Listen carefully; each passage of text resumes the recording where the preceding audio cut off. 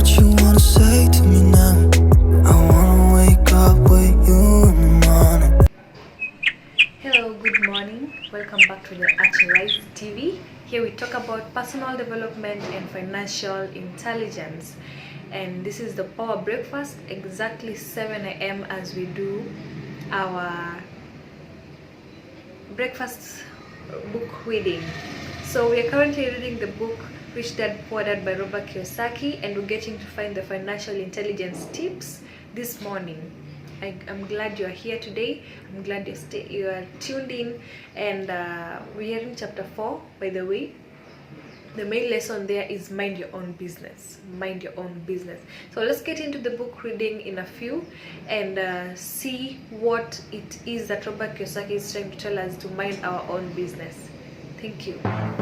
So when we go to chapter 4, we had started when we're going to learn from McDonald's founder, that is Roy.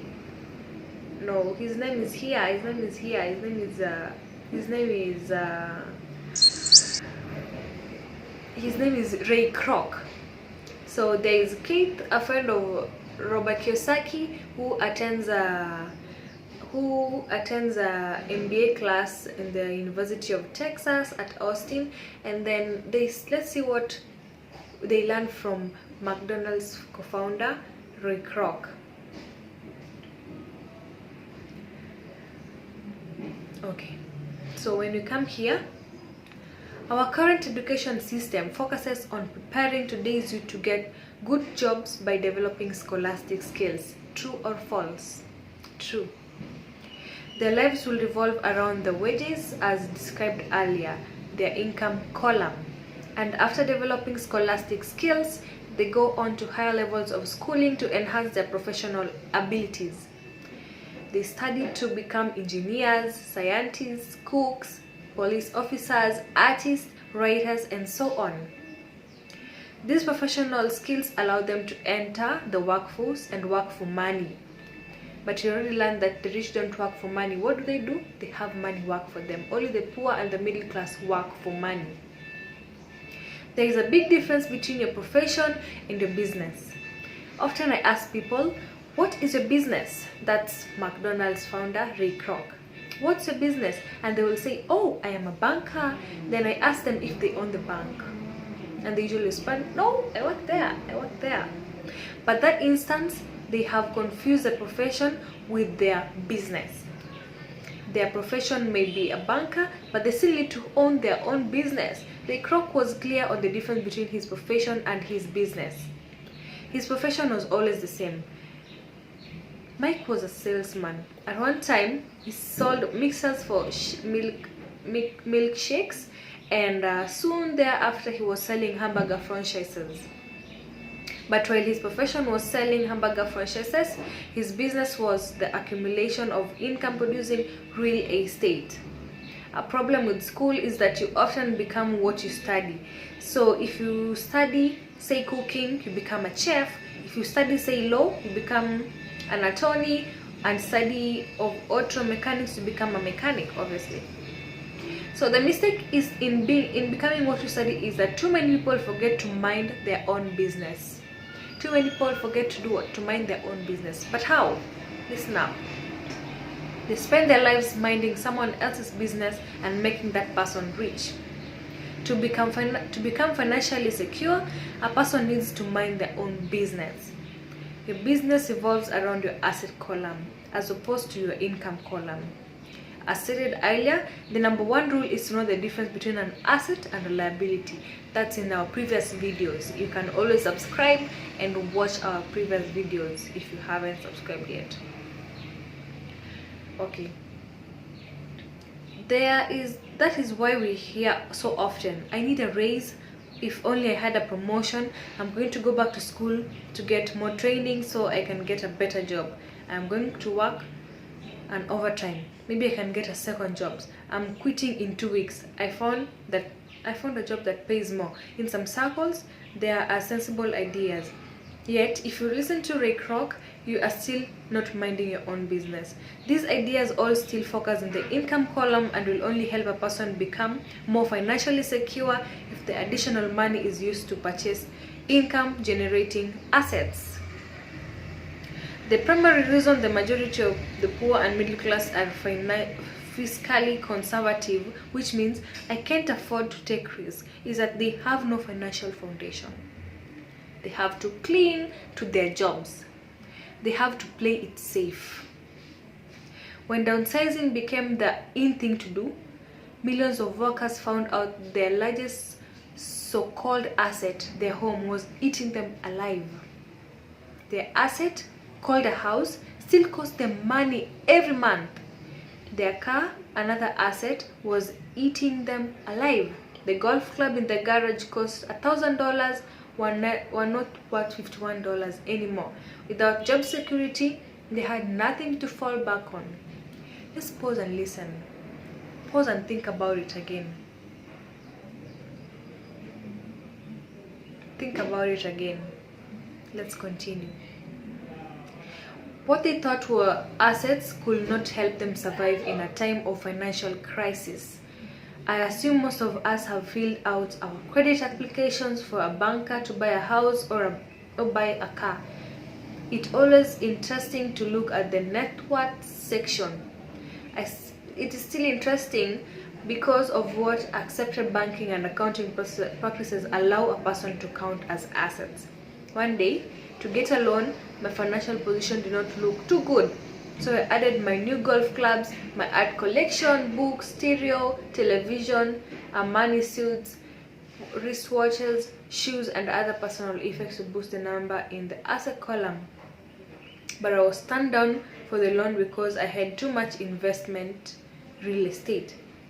The loan committee did not like that I made so much money off the apartment houses. They wanted to know why I did not have a normal job with a salary. Think about it again.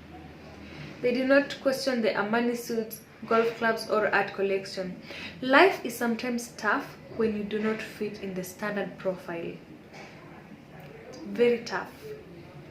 I cringe every time I hear someone say to me that their net worth is $1 million or $100,000 or whatever. One of the main reasons net worth is not accurate is simply because the moment you begin selling your assets, you are taxed for the gains, for any gains. So many people have put themselves in deep financial trouble when they run short of income. They raise cash, they sell their assets. First, their personal assets can generally be sold for any fraction of the value that is listed in their personal balance sheet. Or if there is a gain on the sale of assets, they are taxed on the gain. So again, the government takes its share of the gain, thus reducing the amount available to help them out of debt. That's why I say someone's net worth is often worth less than they think. Stop minding your own business. Keep a daytime job, yeah, but start buying real assets, not liabilities or personal effects that have no real value once you get them home. A new car loses nearly 25% of the price you pay for it the moment you drive it off the lot. It is not a true asset even if your banker lets you list it as one. My $400 new titanium driver was worth $150 the moment I teared off. For adults, keep your expenses low, reduce your liabilities, and diligently build a base of solid assets. Okay. For young people who have not yet left home, it is important for parents to teach them the difference between an asset and a liability. Get them to start building a solid asset column before they leave home, get married, buy a house, have kids, and get stuck in risky financial position, clinging to a job and buying everything on credit. I see so many young couples who get married and trap themselves into a lifestyle that will not let them get out of debt for most of their working years. For most people, just as the last child leaves home, the parents realize they have not adequately prepared for retirement and they begin to scramble to put some money away. So relatable. Then their own parents become ill and they find themselves with new responsibilities. Very relatable. So what kind of assets am I suggesting that you and your children acquire? In my world, real assets fall into several categories. There are 8. Robert suggests 8. Number 1, businesses that do not require my presence. I own them, but they are managed or run by other people. If I have to work there, it is not a business, it becomes my job. 2, stocks. 3, bonds. 4, mutual funds. 5, income generating real estate. 6, notes, bracket IOUs. 7, royalties from intellectual property such as music, scripts, patents. 8, anything else that has value, produces income or appreciates and has ready market. As a young boy, my educated dad encouraged me to find a safe job. My rich dad, on the other hand, encouraged me to begin acquiring assets that I love. If you don't love it, you don't want to take care of it. I collect real estate simply because I love buildings and love land. I love shopping for them. I could look at them all day long. When problems arise, the problems are not as bad as that it changes my love for real estate. For people who hate real estate, they shouldn't buy it. I love stocks of small companies, especially startups. The reason is that I am an entrepreneur and a corporate person. In my early years, I worked in large organizations such as the Standard Oil of California, the US, the Marine Corps, the Xerox Corp. I enjoyed my time with those organizations and have fond memories. But I know deep down, I'm not a company man. That's Robert Kiyosaki. Okay. I like starting companies and not running them. So my stock buys are usually of small companies, and sometimes I even start the company and take it public. Fortunes are made in new stocks issues, and I love the game. Many people are afraid of small cap companies and call them risky. And they're very risky. But risk is always diminished if you love what the investment is and understand it and know the game. With small companies, my investment strategy is to be out of stock in a year. My real estate strategy, on the other hand, is to start small and keep trading the properties up for bigger properties and therefore delaying paying taxes on the gain. This allows the value to increase dramatically. I generally hold real estate less than 7 years. So for years, even while I was with the Marine Corps and the Xerox, I did what my rich dad recommended. I kept my daytime job, but I still managed my own business. I was active in my asset column. I traded real estate and small stocks. Rich dad always stressed the importance of financial literacy. The better I was at understanding the accounting and cash management, the better I would be at analyzing investments and eventually starting and building my own company. I will not encourage anyone to start a company unless they really want to. Knowing what I know about running a company, I will not wish that task on anyone.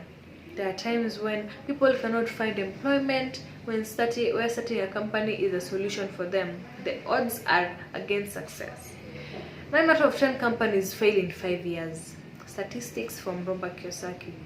Of those that survive the first 5 years, 9 out of every 10 of those eventually fail as well. So only if you really have the desire to own your own company do I recommend it. Otherwise, keep a daytime job and mind your own business.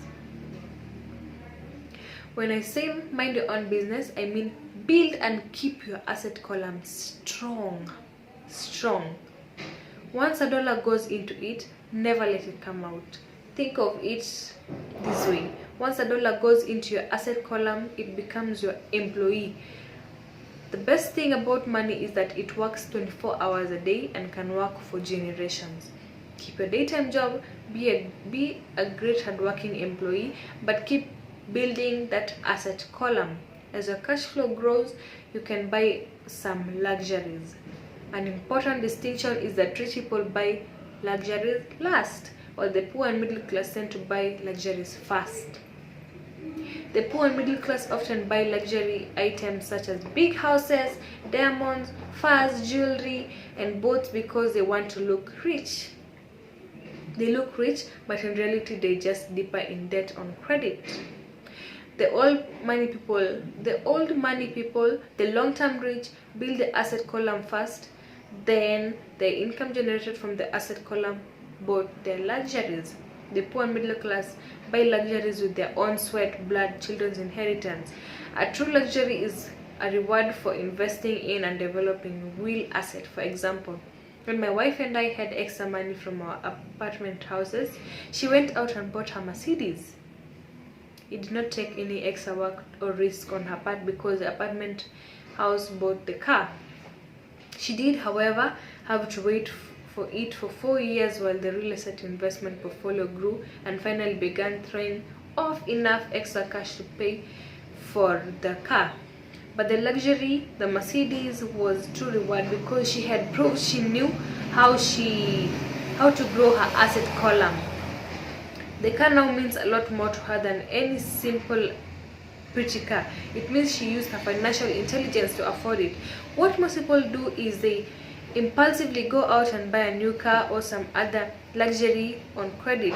They may feel bored and just want to see a new toy.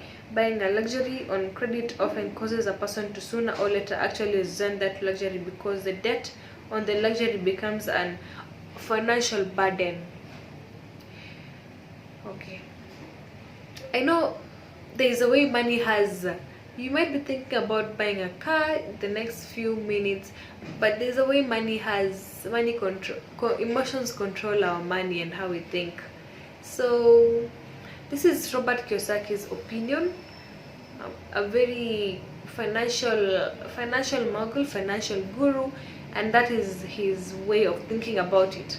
You can also think about it your own way. He doesn't command you that you shouldn't buy your car because you worked for it or you studied for it. He just asking you to build your asset column first. Make sure your asset column is extremely strong. Okay, after you've taken the time and invested in and built your own business, you are now ready to add the magic touch, the biggest secret of the rich. The secret that puts the rich way ahead of the pack, the reward at the end of the road for diligently taking time to mind your own business. So that is it for today. Thank you so much for staying tuned. I hope you learned something. If you learned something, kindly comment in the comment section below whatever you learned. For today, I'm going to do a blog on this too and a podcast as well. And I hope that you will be able to read my blogs and my podcast because I will put my points of view in my blogs and also in my podcast. Thank you so much for staying tuned. I also teach foreign languages. If you're interested in learning foreign languages, kindly send us an email via tracy001@gmail.com. Thank you so much. Till next time again. Thank you for being in this our breakfast book reading. Till tomorrow again. Goodbye.